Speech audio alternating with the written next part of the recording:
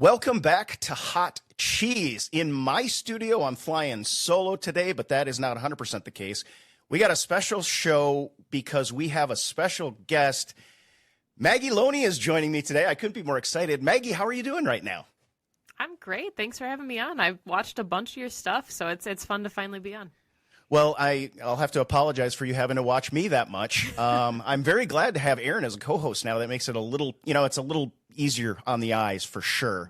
But Packers-wise, kind of wish we were talking about a win today, but Monday Night Football, I think it really, I don't know that it could have gone any worse. So it was kind of a mess, to be honest. So I had a few questions for you. If you're ready for those, we will talk some Packers, I guess. Yeah, I hate that I always guessed when the Packers are losing. So I think the answer is going to be that I have to stop guessing, and then they'll probably start winning again. I don't think you should ever stop guessing. I'll say that much. But yeah, I do the same thing. I have a Sherm the creepy caddy that I keep on my show, and I left him out until after our 4-game losing streak, brought him back, and we started to win again. So hopefully we can get some luck back. But I know you know. Pax, what she said, you had a long conversation with Perry Goldstein about what went wrong. I don't want to go into that necessarily. Again, people can watch your show to get that. But just quickly, this was a mistake-riddled Monday night game, and on a team that, offensively in particular, is very, very young right now. The mistakes were in all phases, but what is your take on this team right now? Are there still growing pains? This is a very young team that many of the offensive players in particular, this is the first time they're playing 18 weeks of football. We had an early bye. What's your read on the tea leaves right now? So to me, I think one of the things I said in the beginning of the season about this team was that they were making the easy thing look hard, and then the hard things looked impossible. And then against the Chargers and the Rams and the Lions and the Chiefs, the easy things started to look easy, and the hard things, they were actually doing some hard things. Jordan Love had, his best stretch of games. The offense was clicking. They were connecting on deep balls and things that we had seen them struggle with all season. So it felt like they were finally kind of in rhythm. Matt LaFleur was calling some really nice games, and I think that was to be expected with the growth of a young offense. But one of the asterisks to that was that the defense was always going to have to kind of lead the charge for this team because they were so young. And when you're paying all that money and investing all that draft capital on one side of the ball, you expect that side to be able to shoulder the load. So kind of going, using the Giants game as the most recent example of that, I thought the offense, as young as they are, as injured as they are, did enough and should have won that game. Sure. So a lot of this, I think you can make some excuses for the offensive side of the ball. I have a hard time making those same excuses for the defense, even though they are missing some significant players. Right, injury's been a problem since before this year began. But I'm right there with you, and I think we talked before we started recording the show. Perry on your show is very much done with Joe Barry, and that fine. And I have not been necessarily. I'm pretty much a players play the game camp kind of guy. And we talked to Clayton from Packers Total Access about that a little bit. But even Clayton tweeted out and laid out that last series in particular, after the offense did what they needed to do, and then the defense comes on and just gives up. Nixon's had a rough game. Yeah. The defense then giving it up makes it pretty disappointing, and you don't really have that growing pains necessarily. It's the same defensive coordinator. It's a lot of draft picks that we've brought in, first rounders in particular. What are there, 8 of them, I think, first round draft choices on that defense? Yeah. So I'm right there with you, and to play that way at that particular time, it just seems like it doesn't seem like the football IQ is even there at that point. It feels like Joe Barry wants to run a specific kind of defense, and he doesn't stray from that at all. And sometimes it works. We've seen it work, and I think part of it worked against the Chiefs because, the Mike Pettins, the Dom Capers, now going to Joe Barry, he wants to play bend, don't break from a lead. And when you had Aaron Rodgers as your quarterback, you typically were playing with a lead, and you could play a little bit of a softer defense. But then when the Packers have to get back into games, it's the thing that Perry and I talked about that is kind of a head scratcher is the way that Joe Barry doesn't alter his script for anyone. You had a quarterback making 3 career starts. I don't think they had a receiver over 400 yards all season. The game plan was rush the quarterback, contain Saquon Barkley, and Tommy DeVito wins NFC Player of the Week, and Saquon they put up 200 yards on the ground. 200 yards, yeah. So is that just a head scratcher? When the game plan is laid out for you, it seems very easy to figure out what to do against this Giants team. Yeah, sure. I mean, it was clear, I think, to everybody watching the game what was happening. And that's what, to me, is so frustrating from time to time. And you did see, I mean, you can coach up your edge rushers that, listen, I understand that Saquon is a priority here, but you also can't rush completely past the passer and open up a wide open lane for him, which we saw several times. I mean, I don't remember how many yards he himself had, because I thought they did a relatively good job against Saquon. I was really concerned about that. Yard totals were definitely bad by the time all was said and done, and those last couple of series were just absolutely atrocious. So that leads me to, a state of a franchise. This is, I'm sure you said this to your people, this is going to be a volatile team for a while. But it's very interesting to me now. We got 4 games to go. This is a team that still holds, even with the loss, the 7th seed in the playoffs. And at the same time, it looks like we could either win out and be a playoff team, and if we play well, even be a pretty legitimate playoff team, or we could be picking pretty high in the draft. I mean, it's just such an interesting spot. Now, potentially, I think Jaden Reed was cleared from concussion protocol, if I remember right, so I think he's going to be available. But what's the game plan? You got the Buccaneers coming to town. I'm going to be at this game, by the way, Maggie. Oh, nice, I'm very happy about that. Yes, tomorrow morning I'm going to leave, so I've got some driving to do. But you've got the Buccaneers, and the Buccaneers conceivably should be a better team than the Giants. Coming to Lambeau Field, what's your take? What's your game plan right now, and how do you go about getting this sort of train wreck back on the rails? So a lot of people know that my husband's a Browns fan, so I'm very familiar with Baker Mayfield, with the pros and the cons of Baker. Sure. And I think part of the way you beat him is by you make him be the bad version of Baker, because I think he's a serviceable quarterback. He's played really well with the Bucs this year. He's not afraid of adversity and taking shots, and he'll pick up those tough yards for you. The caveat and the really hard part, I think, with this game plan that we've seen from Joe Barry is that they made Wan'Dale Robinson look like an all-pro, and that was a Giants offense that didn't really have weapons. And now you've got Mike Evans, who's already got 10 touchdowns and 1,000 yards. Yep. Then you have Justin Jefferson, potentially. You have DJ Moore again. Like, it's going to get harder, and maybe Jair comes back. But I think the game plan here revolves around trying to mitigate the big play potential from this Bucs offense. Mm-hmm. Yeah, and hopefully with Jair back, that would be. I do think that's one thing that's missing. The defense, to me, when the defense comes with the right attitude, I think they play well. I mean, they make their share of mistakes, but they've got the right things going on. But I think Jair, and there's a lot of rumors swirling about him now too. But I think Jair is a guy that we need not just to lock down one player like an Evans or whatever, but also to bring a veteran presence in that backfield. And a guy that, frankly, was drafted in drafted in a place where you expect him to play well, not a guy that you're hoping will play above his sort of pay grade. So this Buccaneers game, I think, is a real challenge. What do you think about the run game in this one? AJ Dillon hit the injury report with a thumb injury today, I think. So offensively, what do they need to do? I think, and I said this on Pax What She Said, and I know AJ Dillon's kind of like a hot button topic for people. Everybody loves him as a person, as a player. He's going into a contract year. I think the consensus is that people don't want to see him come back. And I personally think that AJ Dillon is who he is. And I also think that he's playing some of his best football, because I think he's kind of hitting his ceiling. I think his ceiling might be 75 yards a game, 3.8 yard per carry kind of average, gets you, a couple yards, occasionally, maybe like 2 or 3 receptions a game for like 30, 40 yards. I think he's like a Jordan Love security blanket. I think when he's in this role that we're seeing, he's really good at it, but I don't think he's ever meant to be your number one back. Like, he's not going to have an Aaron Jones role, and he can't, I think, play up to that billing.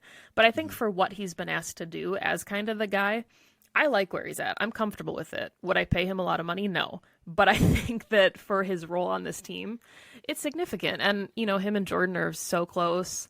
I think they were in each other's weddings, or he was in AJ's wedding. So just, that too helps when you need, you have such a young offense and you need a quarterback to have some type of trust. It started, I think, with AJ. Yeah, it's been kind of I don't know about you, but it's been a surprising year for me in terms of, obviously, Aaron Jones has been injured, but it's been a surprising year to me not being able to run the ball. And I got to give Love a lot of credit for doing what he's been able to do. It certainly hasn't been perfect. He's had his share of bad games, but when he's had good games, and I think it was the last time Aaron Jones had to leave a game due to injury, I tweeted out, I was like, the soul of this offense is going to have to be Jordan Love at this point going forward. Mm-hmm. And to your point, AJ Dillon isn't going to do that the way an Aaron Jones can. So, but let me ask you, can you riff on Tucker Kraft for a little? What are you feeling? I'm feeling like when we get a Luke Musgrave back, the way Tucker Kraft is playing, I think we got a pretty solid 1-2 punch at the tight end position as well. Yeah, I know that combination coming out of the draft is something that fans were really excited about. And, the joke about the third round curse for the Packers, and, they've kind of whiffed on some third rounders in the past, but it really seems like Tucker Kraft has the potential to be that guy. And, he's been asked to do a lot of things that, we had kind of seen Luke Musgrave doing early, especially now with Josiah DeGuara being injured, but he can rumble, and the Packers haven't had a seam-stretching tight end in a really long time. I know they thought Robert Tonyan could be the guy for a while, but that didn't really, pan out. And to have two big-bodied receiving weapons for Jordan Love as security blankets, it's exciting, and it's really unfortunate, the toughness of Luke Musgrave to play through a lacerated kidney, but whether his season's over or not, it's going to be fun now to see them both on the field because we've only really gotten glimpses of one of them at a time contributing. Yeah, it seemed like there was a very a focused approach to, let's get Musgrave ready to go. Let's get Musgrave on the field. And then lo and behold, you lose him. And got to give credit to Tucker Kraft for just taking advantage of that opportunity. And it's like you say, he looks like a really solid player out there with a little bit of edge, a little bit of attitude, which was a little bit of a surprise to me. And in one of these Shanahan systems, gosh, we've seen what teams can do if they hit on one of these tight ends, and if the Packers hit on two, that could be pretty big. So, what I'm reading from you though is you're not quite ready to say that the third round problem is completely gone yet. What is Kraft going to have to do to convince you? I mean, I think just the contributions that he's making, I want to see more of Sean Ryan. I know that, he's in that same category. I really liked, the glimpses of him we've seen at right guard, coming in against Aaron Donald against the Rams and being on the field for that touchdown. Like, that's a real welcome to the NFL moment when it's Aaron Donald lined up across from you. So I think that, Tucker Kraft's on the right trajectory. And I think assuming he keeps doing what he's doing, this draft class all around looks really solid. I mean, you've got Carrington Valentine, who I had said early in the season was kind of my pick for like a role player that has the potential to play a bigger role than you're thinking. And then, of course, the Packers trade Rasul Douglas and Jair gets hurt. And you're like, okay, we didn't expect him to start. We thought he'd be a role player. But he's looked good. Carl Brooks, I thought, has been a really nice addition.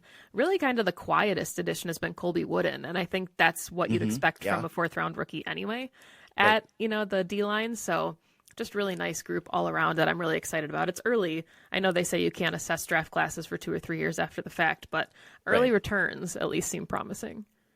Yeah, and it's good to see that, especially since, for the first time in a while, we've started to spend some offensive draft capital a little higher on the board than we tend to do. And, with a brand new starting quarterback, those weapons are important. Personally, and I do think the one consistent thing about this offense in particular is that it's inconsistent. I mean, that's about, I know that's cliche, but, and we talk about the growing pains, but I've got to feel pretty excited about where I think the ceiling is right now. And I think that's what we're kind of touching on. One thing in particular, and I'll just kind of give my critique of Jordan Love in this past game. I thought his footwork really took a step back. We talked to Andy Herman last week and about how he keeps his eyes downfield, even when he had a linebacker right in his face. I told Andy I got chills when I saw Jordan Love step up into the pocket, a linebacker in his face, drop both feet and plant his feet and reset everything and then throw a touchdown pass.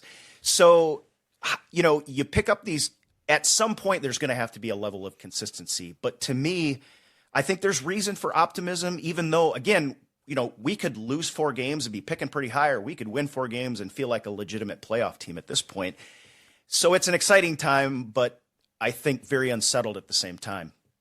Yeah, I mean, I think, there's people that get paid a lot more money than me, obviously, to do this. Like the QB school, JT O'Sullivan does really great stuff. And it's fantastic. The nice thing about Jordan Love, I think, is that he's good at the hard stuff and the intangibles and the unteachable stuff. And that should be exciting, because a lot of the miscues, like missing on the out routes and the flats and the things that should come easily, if he's struggling with those, I feel a lot more comfortable that you can clean kind of those things up. If he was missing on some of the more like nuances of the quarterback position, then I think I would have a little bit more concern. And I mean, not to excuse his performance, because I thought he looked really off in the first half, and I thought he kind of turned it around in the second half of Monday, but everybody's posting the all-22 now of how windy it was. I don't think I noticed that on the broadcast. Me and either. Then after the fact, watching clips, I was like, oh, wow, okay. Like the Anders Carlson kick, I don't feel as bad now about, because at first it felt like a bad miss, and then I'm like, oh, okay, the wind was pretty swirly down there, so. Yeah, definitely. I had no idea that it was that windy. Obviously, you can't use it for excuses, but when you kick the ball, you saw you probably saw the Jordan Love pass that just got whipped inside. Yeah. I mean, it just got thrown. I mean, so these are things, and I feel like I heard, Aaron Rodgers had studied like fluid dynamics and stuff to try and figure out how to get, and Jordan Love certainly isn't going to have that in his back pocket just yet. But I do think, good things coming there. In terms of the offensive line, for me, I talked about how I think when the defense has the right attitude, I don't even know how to put my finger on that necessarily, but I feel like when the defense has the right attitude, they play well. I feel like offensively, when the offensive line plays well, Jordan Love plays well, whoever the running back is does well enough. And, you had credited this year's draft class. Brian Gutekunst, like for 3 years in a row, was drafting 3 offensive linemen at a time. Yeah. What's your read on this line? It's had a lot of shakeup, a lot of young players. You mentioned Ryan. What's your read on the line and how they affect the way Jordan Love plays? My criticism of the line in particular, I think is, and I guess you could say as the Packers, as a whole, is they're always really adverse to change until it almost seems like it's too late. And the example I gave on Packs What She Said was giving Amari Rodgers punt return and kick return duties until midway through the season, and then you have an all-pro in Keyshawn Nixon that never saw the field. So with the line, I guess I'm okay with them starting to rotate guys in, but at the same time, I'm wondering why that wasn't happening earlier. And, I think that's kind of the question, is if you really are adamant and preaching that you will always get your best 5 out there, I'm not convinced that the best 5 were truly out there in the first 3-4 weeks of the season. So I'm okay with where things stand right now, but I think it gets a lot more interesting. I'm not sure if the Packers will want to bring back John Runyon Jr. It sounds like David Bakhtiari wants to come back and be a Packer. Hopefully the Packers agree, because he played really well his first game, and hopefully his knee is all cleaned up now. But I think the line's going to look a lot different, honestly, next season. Yeah, I've been talking I've got the scar on my right knee from the ACL injury, and I'm just going to take a minute once again. Probably people that watch my show are like, okay, enough. But I feel so bad for David Bakhtiari. The guy that works so hard. Exactly what you said. When he goes out and plays, he's David Bakhtiari. He's David freaking Bakhtiari.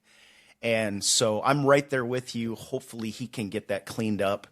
And I don't think people kind of understand how an ACL can just flare up on you and feel bad on any given day. So hopefully he can get that figured out.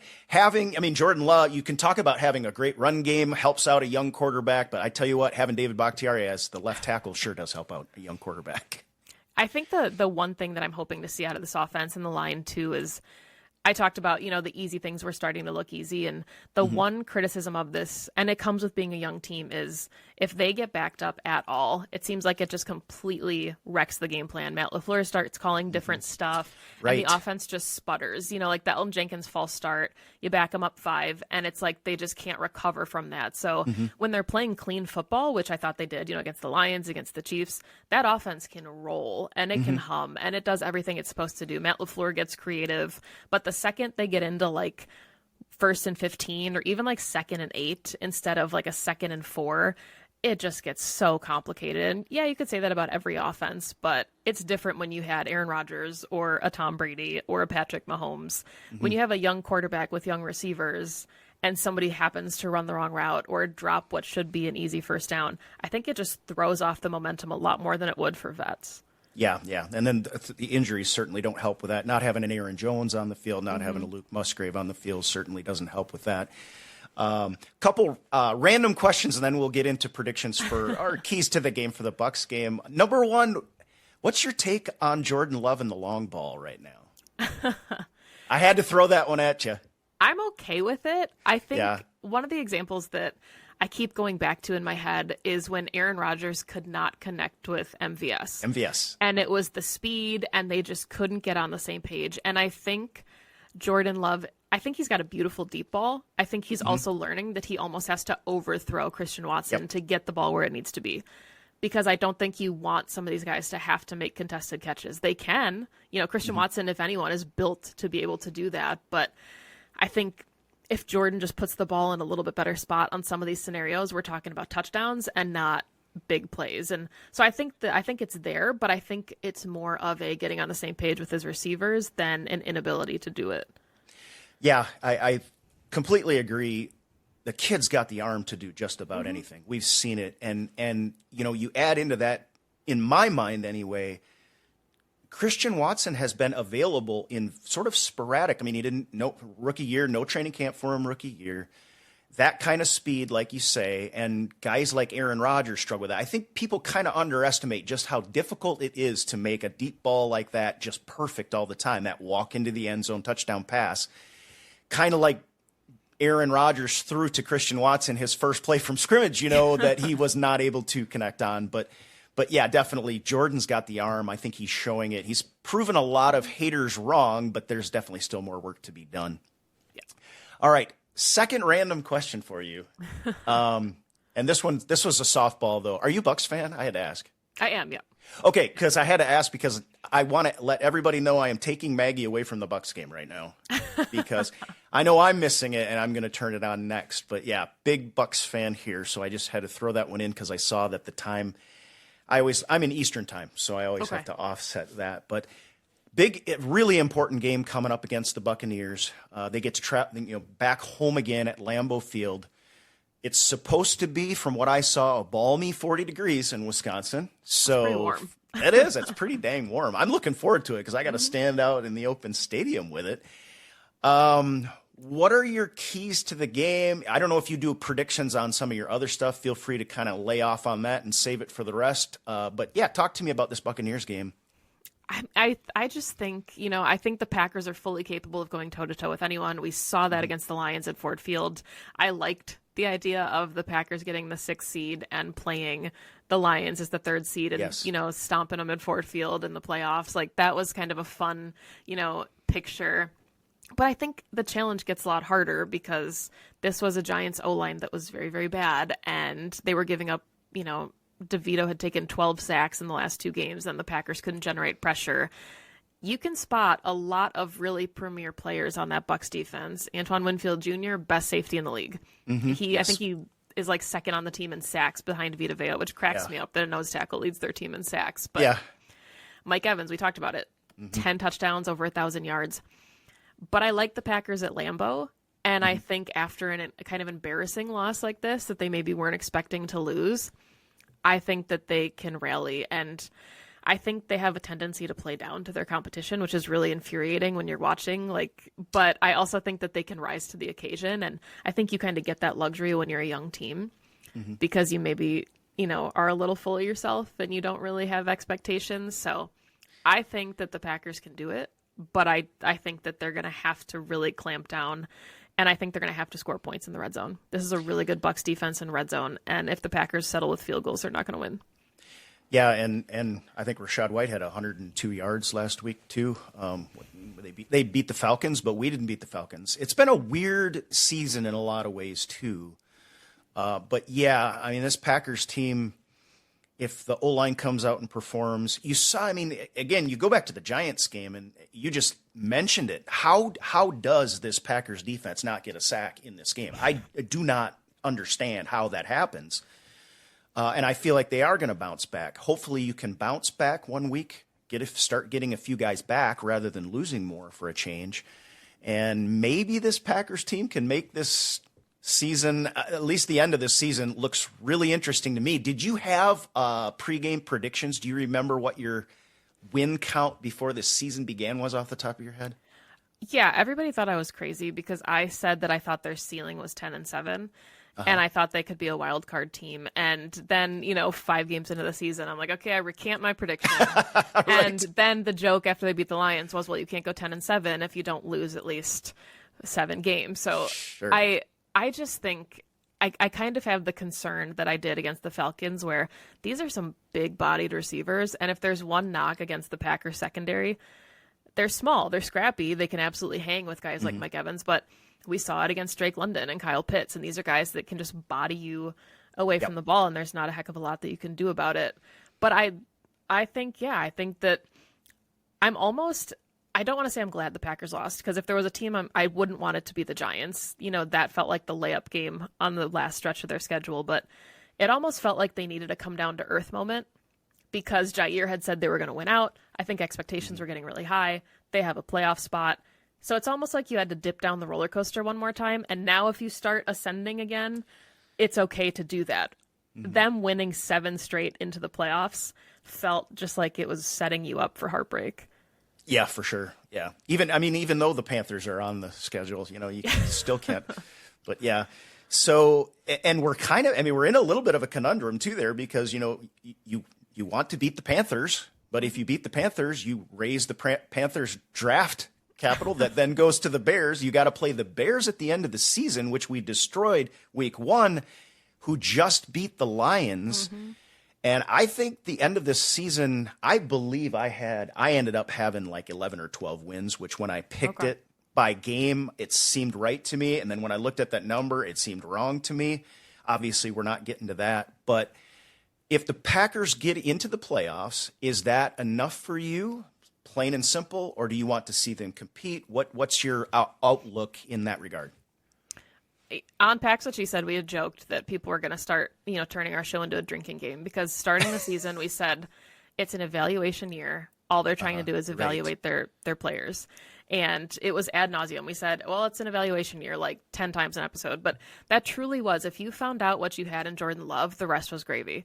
And because, obviously you're still evaluating players every year, but they need to know if he's the guy. And I think he's proven that he's worthy of being in that conversation. I think, the Packers answered the question of, no, we don't have to draft a quarterback. Right. So if he comes out and he makes the playoffs his first season, Aaron Rodgers didn't do that, and I'm not comparing them and their career trajectories, but I think the playoffs would be the icing on the cake because for the Packers, they just had to answer some questions about what their offense could look like. And all of a sudden you're getting contributions from Dontavian Wicks and guys that you didn't really expect to play a ton this season who look like they could truly have a role in this offense next season. So I think expectations almost got higher because even when the Packers are quote unquote rebuilding or in an evaluation year, they're still finding ways to be successful. And that should be scary for other teams because I don't think the Packers even themselves expected to be competitive. The players did. But you know what I mean? Like the outside perspective was that wasn't going to be the case. So to come out and exceed expectations playoffs would just be beyond, I think, their wildest dreams. Yeah. Well, I hope they get to that. I'm feeling bad for Dontavian Wicks right now because I feel like I might have jinxed him because last week I don't know if I coined this I think I did. I haven't heard it before, but I started calling him Devontavian Wicks. And all of a sudden he has an ankle, Maggie, which you remember what happened to Devontae his second year. And he has this ankle. Everybody's ready to offload Devontae Adams. So I'm feeling pretty bad in two ways. I screwed the team early with not having Sherm the Creepy Caddy on, and now I jinxed Devontavian Wicks. So, but yeah, it's kind of fun and great to see. You knew it was going to be a transition year. You knew there were going to be challenges. There were going to be barriers. It certainly has been up and down. But I think, and you can comment, I'll ask this as a question. I feel like the Packers have proved once again that their system, which is it's probably similar to a lot of other team systems in a lot of ways, but it's also different, we know, in some ways. I think the Packers are proving that system works, and I'm pretty excited about that. Yeah, and I think it was Monty Moore that said it on Twitter, but somebody had released an entire list of all of the quarterbacks that were drafted after Jordan Love. And it's guys like Kyle Trask and Kenny Pickett and a lot of guys that aren't on NFL rosters right now. And just the idea that, I mean, Goody took a ton of flack. People were calling for his job. Yes. And, you know, he continually deals with that flack. And if you hit on a quarterback, nothing else in the draft matters, right? Like, people can critique the 2020 draft for as long as they want. If they didn't like A.J. Dillon, if they thought Josiah DeGuara was a fullback, whatever you think of the draft class, if Jordan Love is the guy, I don't think he has to be a Hall of Famer. I think he can even be a transitional quarterback if that's his ceiling, because the Aaron Rodgers era was going to end. So to have a quarterback playing as well as he is right now, that's all that the Packers could ask for. And I think, you know, Goody has done such a fantastic job kind of navigating this, because a lot of GMs wouldn't be able to. And we've seen a lot of front offices that continuously try to find and miss on quarterbacks. Yep. So there's your Browns. Right, exactly. And, you know, our friends to the south, there's a lot of teams that wish they were in this kind of position. So, yeah, I think this is all just, it's really impressive to see what the front office was able to do. Yeah, it is impressive. And you know, we're not there yet. We haven't seen exactly, like you said, it takes a few years to figure this all out. But I do, you know, I've got to believe, you know, when Ron Wolf didn't he trade a first rounder for Brett Favre? That takes a lot of guts. And you know that this is a career changing and a career. When Ted Thompson, and he said it before the draft, he apparently you know knew that Aaron Rodgers was going to drop, and he's like, we will be picking this man, and he will be a Green Bay Packer.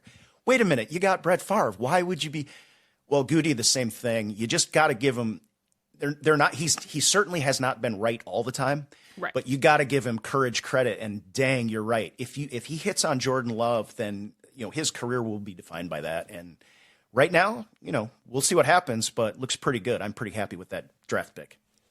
Yeah, I mean, even if, you know, you don't love, I know Jalen Hurts was taken after Jordan, so however you want to stack, you know, that kind of stuff up. He was in the same class as Justin Herbert. The Packers weren't in a position to ever get Justin Herbert, so they took the guy that had the developmental upside. And I always use Josh Rosen as an example of this, because I feel for him. You know, he went to the Cardinals first round, didn't start till the end of the season, upset the Packers at Lambeau. Mike McCarthy gets fired, and I was then at that one too. And then the Cardinals have the first overall pick, and they take Kyler Murray, and Josh Rosen floated around the league as a backup for like a season, and now he's not in the league. And he never got a shot. You know, sometimes guys need to sit for a couple years, and maybe if Jordan Love went out there and had a Josh Rosen moment where he had to come in for an injured Aaron Rodgers, maybe he wouldn't be in the league, you know. But the fact that he was able to develop behind one of the best to ever do it, more teams should really kind of prescribe to that.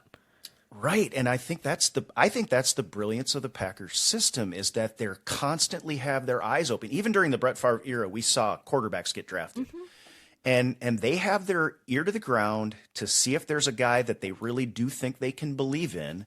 And I do think, too, with Jordan Love in particular, they have an eye for guys that their draft stock goes down a little bit. Maybe Jordan Love did not have the greatest. His senior year was not like his junior year. Yeah. And they look back and they watch the way that he performs, his mental makeup, the way he's wired, and they said, Jordan Love can play at a high level in this game. And right now, you know, the consistency aside, they sure look like they're right about that. Yeah, absolutely. All right. Well, before we let you go, before you tell us where everybody can find you, which I'm sure everybody's already found you by now, but that's okay. Favorite holiday traditions? Is anything you want to tell us? You have a 1-year-old son, Vinny goes by. Is that correct? Vinny, yep. Yeah, which I'm very excited about. I have to, as a dad, I have to get a little bit, weird about that kind of stuff. So, but favorite holiday tradition, anything new going on with a 1-year-old in the house? Honestly, it's just been a lot of fun. Like, I had such a good childhood. I will put my parents up as like the best to ever do it. I'm so appreciative of the life that I have and the parents I have. And to be able to do that now for somebody else is really special. So kind of trying to incorporate some of the just being able to like start new traditions with him as he gets older is really fun. Yeah, that's exciting times. Yeah, and all the best to you, your husband, and little Vinny, of course. Where can everybody find you to get your wonderful content?